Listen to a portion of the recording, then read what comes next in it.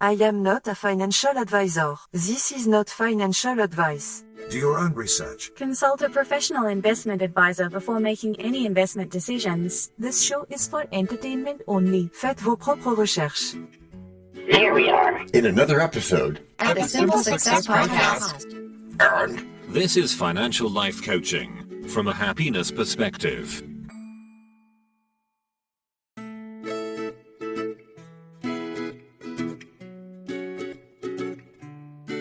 Previously on Simple Success. Holiday says in his book, Stillness Is The Key, slowing down lets you see things more clearly.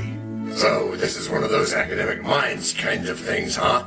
Not at all. I mean, it is, but it's more than that. And now, just like with a previously on thing on TV, we take you directly to this week's episode. Anything is possible. Welcome, friends. Today, we're turning pens into profits, journaling our wins with contagious enthusiasm. GG reporting for doodle duty. My handwriting looks like a squirrel's stock chart, but let's groove anyway. Perfect, DT. The goal is clarity, not calligraphy, at least not yet. That author Ryan Holiday we've been talking about, he calls it a reset button. Write, breathe, notice. Yeah, thanks for noticing.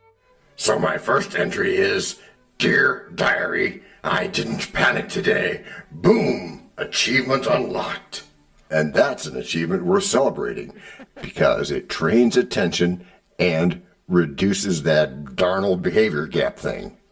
Confession. What? I once bought a meme stock because a barista winked. We need safeguards. Enter the humble notebook where you map an action plan before tapping buy. It's hilarious how much chaos a pen prevents. Speaking of reminding folks, can we bring in our melody of meaning now? Great cue, DT. Hey, Jessica, please remind our listeners what guides the show. Financial life coaching from a happiness perspective. A tagline so fresh, it should come with confetti and a coupon for calm. Yes, but you digress. Let's get back to those journaling pages. In fact, let's journal 3 beats. Intent, process, and lesson. Short, punchy, repeatable. Okay, everybody. My intent today, eat fewer fries, buy fewer fears. And your process? Open notebook before opening apps. If it's not in the journal, it's not in my cart. Ooh, good one. Lesson? The lesson is that pauses make profits. And jokes make those pauses fun. Beautiful. Now, let's spike the learning with links our listeners can explore. Mindful spending, budgeting, and credit score basics. Yeah, okay. We'll put those right in the show notes and my notebook. DT loves a good hyperlink parade. And journaling also helps you choose vehicles. Index funds for simplicity, dollar cost averaging for rhythm, and patient horizons for sanity. Starting small. I'll doodle a tortoise passing a jet, slow and composed, beats noisy and exposed. Spot on, DT. Journaling slows time so your thinking can catch up. Okay, and what about heroes? Can I paste a picture of Warren Buffett for inspiration? Sure, if it nudges you toward wise investing instead of hero worship. Keep notes on what you understand, not just what's trending. Copy that. DT's journal, page 2. List my wins, even the tiny ones, and tally my return on investment. Yes, small wins power momentum, and momentum is what you need to form habits. Track the habit streaks that build wealth brick by brick. Okay, I'm also adding a facepalm column for impulse buys. Comedy plus accountability is the chef's kiss. Oh, okay. At least for me. And for me, a reflection box. What would past me advise? What would future me thank me for? Future DT sends postcards from Vacation Island, funded by less panic and more planning. Another journaling gem. Debrief after every trade. What did you see? What did you miss? What will you do differently next time? And if the page is empty, I didn't do the work. No journal, no trade, DT law. Right. I like that law. Also, review weekly, 5 minutes to update your action plan if you feel you need to, 5 minutes to prune the noise because you do need to. Plus 1 minute to add a terrible drawing of a victory cape. Yeah, if you want to, make it fun, because that way you'll keep doing it. And consistency beats intensity. Just like that tortoise thing you talked about. Notebook shopping tip. Pick something you want to open. If it sparks joy, it sparks entries. Absolutely. And sprinkle in inspiration like create a life you love so the work feels like a path, not a punishment. DT officially promotes pen and paper to MVP of my financial podcast routine. And that is how we journal toward better choices and calmer days. We measure our growth in thoughtful ways. By writing our wins through mindful phrase.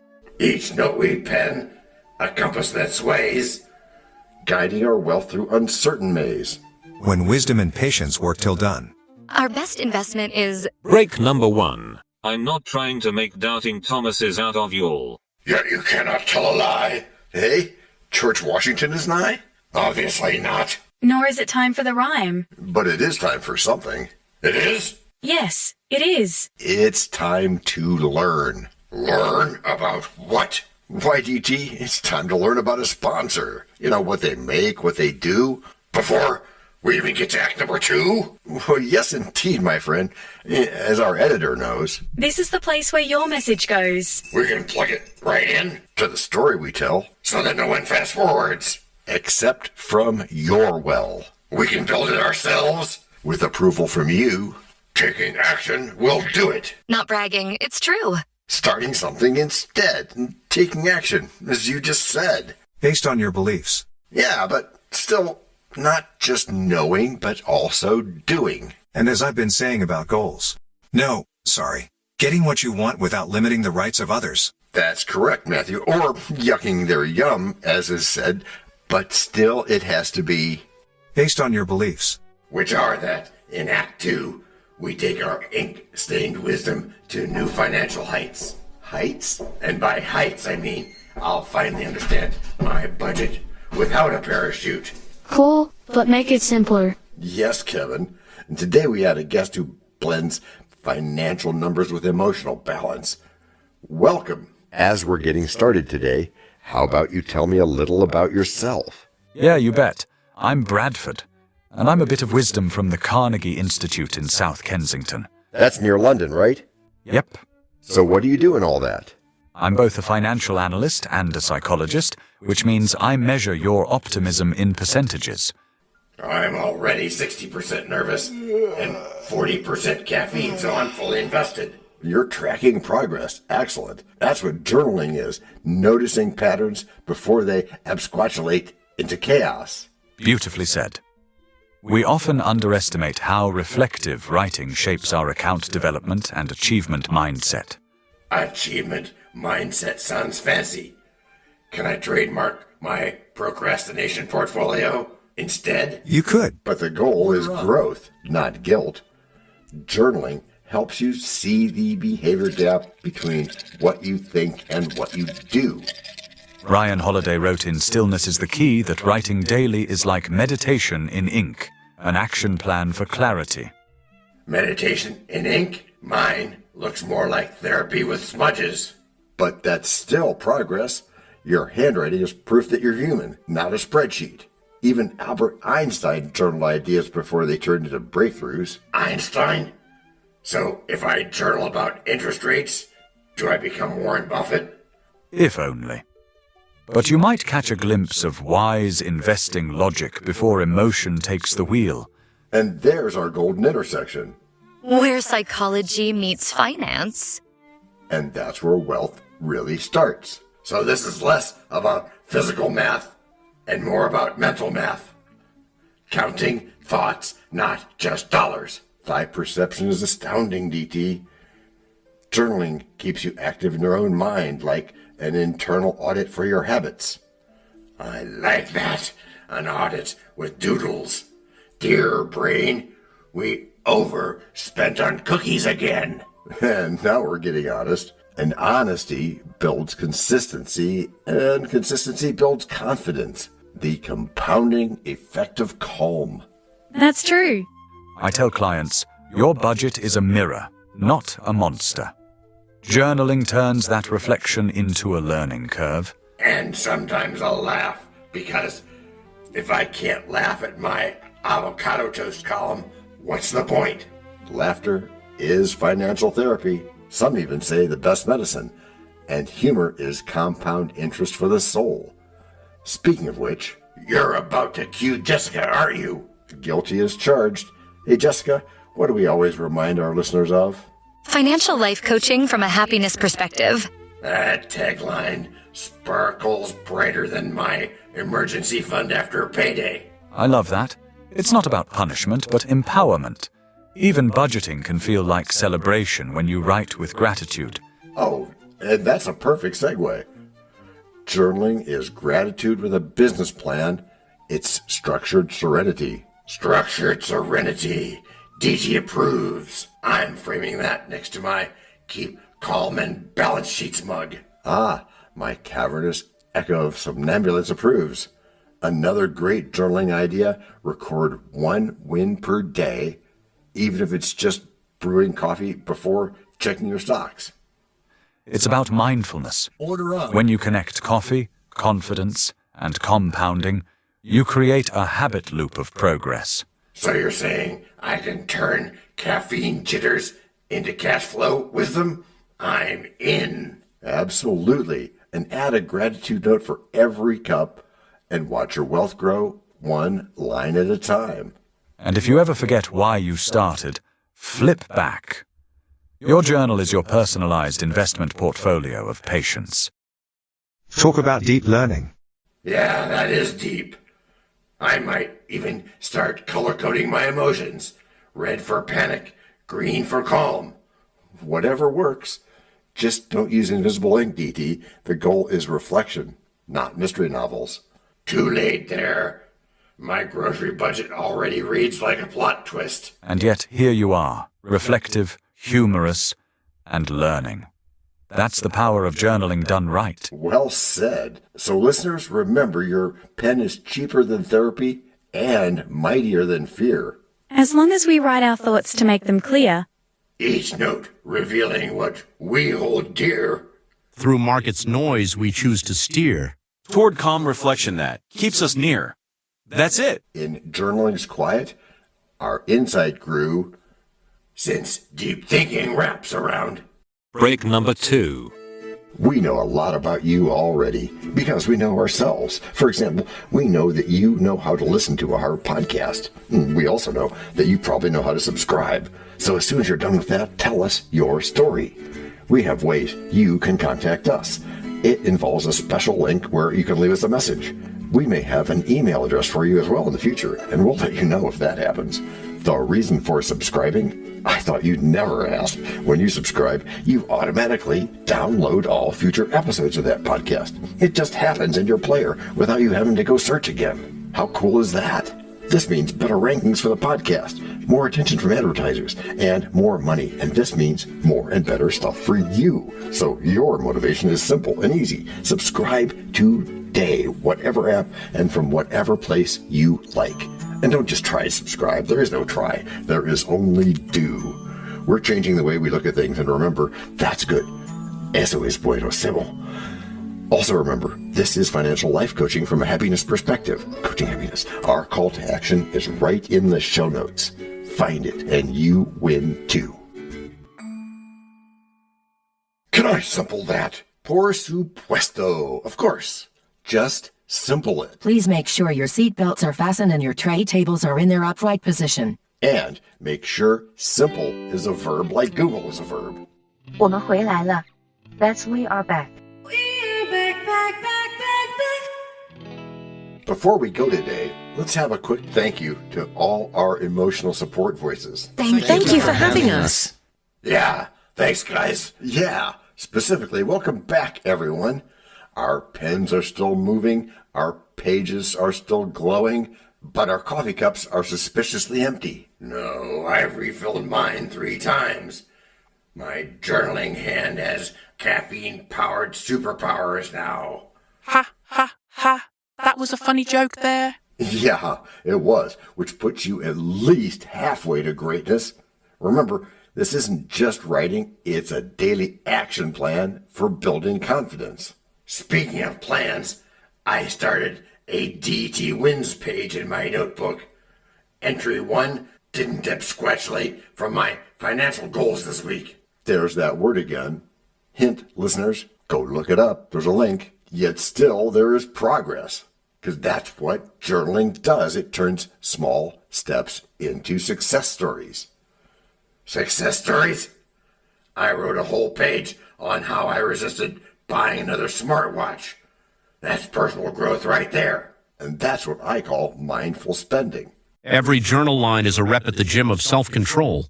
So I'm basically a financial athlete, bench pressing budgets. This is a true thing. You're lifting budgeting to new heights. You know, my before journaling life looked like a deleted spreadsheet, chaotic and lost the field. But now I can track my wealth without breaking a sweat. And that is the dream. It's not just numbers, it's about awareness. That behavior gap shrinks when you start noticing where your energy and your money actually go. That's true. And I even gave names to my spending categories. One's called Uh-oh and another called I Regret Nothing. Naming things creates ownership and it turns chaos into clarity. Then it makes financial podcast content a lot more fun too. Sure beats naming your pillow. Maybe we should start a spin-off show. DT's Diary of Dubious Investments. Oh, that's a possible MSI there, but only if we link it with wise investing, so listeners don't follow you into the emotional roller coaster fund or something. Hey, my roller coaster fund has great entertainment value. And your journal proves it. Yeah, it does. And remember your first entry about your emergency fund? Yeah, it said, "Dear future me, try not to panic when the toaster breaks again." Beautifully put, DT. That's practical wealth building, one honest reflection at a time. You know, I never thought a notebook could help me sleep better, but now I offload my worries before bed instead of counting debts, which is part of the journaling magic. Less anxiety, more clarity, and bonus creativity. It's like meditation, but with ink. Or therapy with a punchline. And speaking of punchlines, hey Alice, what's our party wisdom today? Financial life coaching from a happiness perspective. That tagline never gets old. It's my new screensaver, right next to my investment tracker. Perfect placement there, DT. Journaling works because it reminds you that your past is your best teacher, not your worst critic. True. I reread my early entries and thought, who wrote this? Oh, right. Me, just less caffeinated me. See, reflection equals growth. Whether it's gratitude, planning, or laughter, it all compounds like interest. So my sense of humor is appreciating in value? Absolutely. And there are no taxes due on that appreciation. Then you are all rich already. Yeah, if only. It's not quite that easy, robot lady. And that's the final journal entry for today. Ink it down, share your progress, and keep writing your financial story. Watch it as it grows and gets better. Dear listeners, may your wallets be wise, your pens be brave, and your pages never run out of space. Which is how you've all gotten good. Gracias por escuchar. Salut. À la prochaine. No robots were harmed in the making of this podcast. No dogs were shot either. This podcast and our other podcast are productions of Little Red Hen Industries. Part of the Sonic Boom Network, where we do the hard work for you. And Rishi helps our hen bake the bread by giving credit to these great people. Techno King, John C. Brandy. That's me. Alter Ego, Doubting Thomas. And that's me. Fact Checker, Napoleon Bonaparte. Social Manager, Abraham Lincoln. Always on the internet's inner tubes whatever. Media Expert, Augustus Caesar. Psychologist, William James. Sound Designer, Les Paul. Thank you for inventing multitrack. Language Consultant, Leah, the French do-your-own research lady. Cough, cough, cough. Videographer, Ertaman Koshki. Lights, camera, action. Inspiration, many podcasts and other sources and of course Napoleon Hill. Additional inspiration and thanks go to Steve Jobs, Joseph Allen, Charles Darwin, Leonardo da Vinci, Henry David Thoreau, Abigail Adams, Jonathan Livingstone Seagull and the Stick Figure.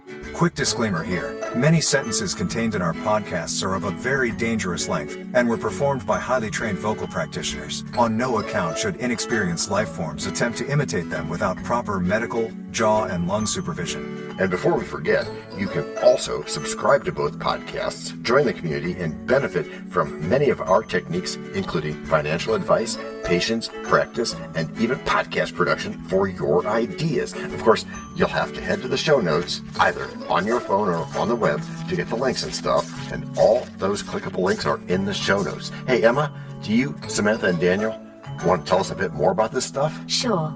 The artificial intelligence or AI voices that you hear in our work are offered up by Google, Amazon Polly, OpenAI and ElevenLabs. They don't sponsor us yet, but we love what they do and we just love what AI can do when lovingly crafted. Finally, you can find us through our network. We happily consider guests and consider guesting on other people's shows. That sounds like a really old school computer voice. I'll call it Zarvox. It's definitely not Samantha, or any other modern AI. Yeah, thanks for noticing. And really finally, our music comes from Cube by Ben Sound and from Piano Background by Nick Simon Adams. Thanks also to AI MuseNet, Suno, Audio, ElevenLabs, and Ace Studios. The sound effect credits go to Jackson Academy Ashmore, Canoe CG, Dr. Jekyll, Joe Payne, Everything Sounds, MK Play More Stories, ERH, Sand Emotions, Big Pickle 51, and Just Kidding. Yes, that's his or her name, all on free sound. Also, languages are the bomb.